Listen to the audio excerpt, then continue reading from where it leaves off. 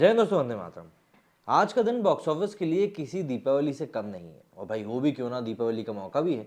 तो इसी को देखते हुए बॉलीवुड के बॉक्स ऑफिस पर कुछ एक चेंजेस देखने के लिए मिले। जो मूवीज शुक्रवार को या फिर हद से हद गुरुवार को रिलीज हुआ करती थी, वो मूवीज इस बार मंगलवार को रिलीज हुई।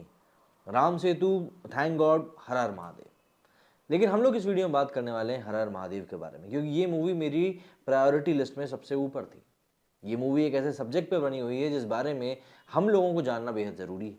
साथ ही साथ जिन लोगों को ये लेकर मूवी बनाई गई है, जिस इंडस्ट्री से ये मूवी आ रही है, इन सभी चीज़ों को बढ़ावा देना, या यूँ कहें कि हमारे जेब से थोड़ा सा पैसा खर्च करके अगर इनको हम प्रोत्साहित कर सकते हैं तो वो हमें करना बेहद ज़्यादा ज़रूरी है। तो वही चीज़ मैं यहाँ पर कर रहा हूँ, और मैं बिल्कुल झूठ नहीं बोलूँगा, लेकिन फ्री में मैं इस मूवी का प्रमोशन भी करूँगा, क्योंकि ये मूवी वाकई में अच्छी है। शरद केलकर इसमें मौजूद हैं। आप सोचिए शरद केलकर की क्या वैल्यू हो चुकी है आज की डेट में, कि प्रभास की मूवी जो कि आदिपुरुष आ रही है, उसमें एक बार फिर से प्रभास की आवाज़ ली गई है बाहुबली के बाद। क्योंकि ये चीज़ अब शायद मेकर्स भी समझ गए हैं कि बाहुबली हैं जो कि प्रभास हैं, उनकी आवाज़ में हिंदी में वो शायद दम नहीं है, और इसीलिए साहो और राधेश्याम में वो जादू चल नहीं पाया। लेकिन हर हर महादेव में तो मैं क्या ही कहूँ, बाजी प्रभु देश पांडे के किरदार में जिस प्रकार से शरद केलकर ने भूमिका निभाई है, मतलब इस मूवी में मुझको वो यूएसपी लगे हैं। अगर वो नहीं होते तो इस मूवी में शायद वो जान आ भी नहीं पाती। लेकिन ये मूवी मराठी इंडस्ट्री से आई है, और सबसे बड़ी बात, ये एक बहुत बड़ा मतलब कहना चाहिए बहुत बड़ी एक भरोसे की छलांग है।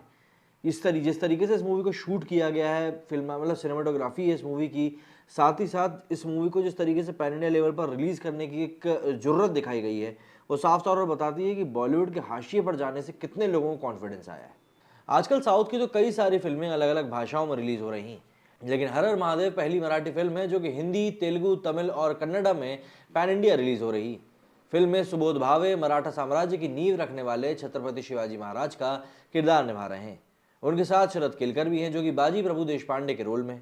बाजी प्रभु देशपांडे बन शरद केलकर दर्शकों का दिल जीतते हुए साफ तौर पर दिखाई दिए। अगर हम कहानी की बात करें तो हर हर महादेव की कहानी मराठा योद्धाओं के गौरवशाली इतिहास से जुड़े एक पन्ने पर आधारित है, जिसका नाम है पावनखिंड का युद्ध। बीजापुर पर कंट्रोल पाने के लिए अफजल खान को हराने और पन्हाला के किले पर कब्जे के बाद शिवाजी और उनकी 600 मराठाओं की सेना का लक्ष्य विशालगढ़ की तरफ बढ़ना था। लेकिन बीजापुर की सेना का घेरा तोड़ पाना मुश्किल हो रहा था। ऐसे में प्लान बनाया गया कि ये काम रात में किया जाए, और बीजापुर सेना को बिजी रखने के लिए एक बेहतरीन प्लान भी बनाया गया, जिसमें शिवाजी की तरह दिखने वाले शिवा कासिद को अपने राजा के हुलिये में गिरफ्तार होना था, जिससे मराठा सेना को विशालगढ़ की तरफ बढ़ने का मौका मिलता। इसी को आगे बढ़ाती है फिल्म की पूरी कहानी। एक्टिंग की बात करें तो इस फिल्म में सुबोध भावे छत्रपति शिवाजी महाराज और शरद केलकर बाजी प्रभु देशपांडे के रूप में काफ़ी जचे, और दोनों ही अपने किरदारों में बखूबी फिट भी बैठ रहे हैं। वैसे भी शरद केलकर को दर्शक बहुत प्यार करते हैं, तो लाजमी है कि उनसे उम्मीदें भी दर्शकों को ज़्यादा ही होंगी। लेकिन ये भी सच है कि शरद एक बार फिर दर्शकों की उम्मीदों पर खरे ही उतरे। ये पहली मराठी फिल्म है जो कि पैन इंडिया रिलीज हुई है, तो ऐसे में दर्शक हर चीज़ को बारीकी से देख रहे हैं। और यहाँ पर मेकर्स के सामने एक बहुत बड़ी चुनौती भी थी, किस तरीके से दर्शकों को एक बहुत अच्छा मास्टरपीस बना कर देते। रिव्यू की अगर बात करें तो हर हर महादेव को भव्य तरीके से शूट किया गया है, और उसकी ऐतिहासिक कहानी में दम भी है। ऐसे में पूरी पॉसिबिलिटी है कि कांतारा के बाद हर हर महादेव भी अपने कंटेंट और देशभक्ति के जोश के कारण हिंदी में चर्चा का सब्जेक्ट बन जाए। फिल्म में शरद केलकर का परफॉर्मेंस बहुत बेहतर है। फिल्म के निर्देशक अभिजीत देशपांडे को स्क्रिप्ट के अनुसंधान और विकास के लिए 10 साल समर्पित करने पड़े। मतलब इस मूवी को देखकर समझ में आता है कि जो लोग कह रहे थे कि भाई सम्राट पृथ्वीराज अक्षय कुमार वाली जो मूवी थी उसको बनाने में 10 से 12 साल लगाए गए हैं, मतलब उसके सामने तो फिर अगर इस मूवी की हम बात करें हर महादेव की, तो शायद इसको तो 20 से 25 साल में बनाया जाना चाहिए था। खैर, उन्होंने इस फिल्म के लिए 2012 में स्क्रिप्ट लिखी थी, और तब से स्क्रिप्ट में कई सारे बदलाव देखने को मिले। फिल्म के डायलॉग से लेकर कहानी तक हर एक चीज़ शानदार है, इससे कम तो कुछ भी बोलना लाजमी होगा ही नहीं। फिल्म में 350 साल पुराना स्वर्ण इतिहास दिखाया गया है, जब बाजी प्रभु देशपांडे ने 300 सैनिकों के साथ मिलकर 12,000 दुश्मन सैनिकों को धूल चटाकर जीत हासिल करी थी। हालांकि इस जीत के लिए उन्हें अपने प्राणों की आहुति देनी पड़ी थी। दरअसल बाजी प्रभु वही वीर हैं जो शिवाजी के स्वराज्य का सपना पूरा करना चाहते थे। जब 1660 में छत्रपति शिवाजी को पन्हाला के किले में आदिल शाह और सिद्दीकी द्वारा चारों ओर घेरने का प्रयत्न किया गया था, तब बाजी प्रभु शिवाजी महाराज को अपने साधी सेना देकर उनकी मदद की, और खुद घोड़ की घाटी के दरवाजे में डटे रहे और लगभग 3 घंटे तक दुश्मनों को सामना किया।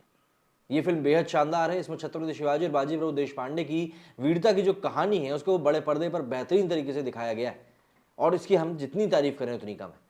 एक फिल्म के द्वारा किसी वीर की इतिहास गाथा का वर्णन बारीकी से करना इतना आसान नहीं होता, लेकिन इस फिल्म को देखने पर पता चलता है कि निर्देशक अभिजीत शिरीष देशपांडे ने बारीकियों को एक एक करके खोज निकालने में कोई कसर नहीं छोड़ी। कास्टिंग कमाल की है, जिसमें कि शरद केलकर बाजी प्रमुख देशपांडे के किरदार में इतने जच रहे हैं कि मैं बार बार उनकी बात करते थक नहीं रहा। उन्हें देखकर ऐसा महसूस होता है कि रियल लाइफ में शायद बाजी प्रभु देशपांडे भी ऐसे ही रहे होंगे। इसके अलावा सुबोध भावे ने भी शिवाजी के किरदार में जो स्क्रीन प्रेजेंस दिखाई है, उसके कारण छत्रपति शिवाजी महाराज का किरदार जीवंत हो उठा है। इनके लिए जितनी भी तारीफ की जाए सब कम है। एक्टिंग के अलावा डायलॉग डिलीवरी भी बहुत उम्दा है। दोस्तों, ये बात याद रखने वाली होगी कि ये जिस सब्जेक्ट के ऊपर मूवी बनी, मतलब ये इस मूवी में जब हर हर महादेव के नारे लगेंगे ना, आपके रोंगटे खड़े कर देगा।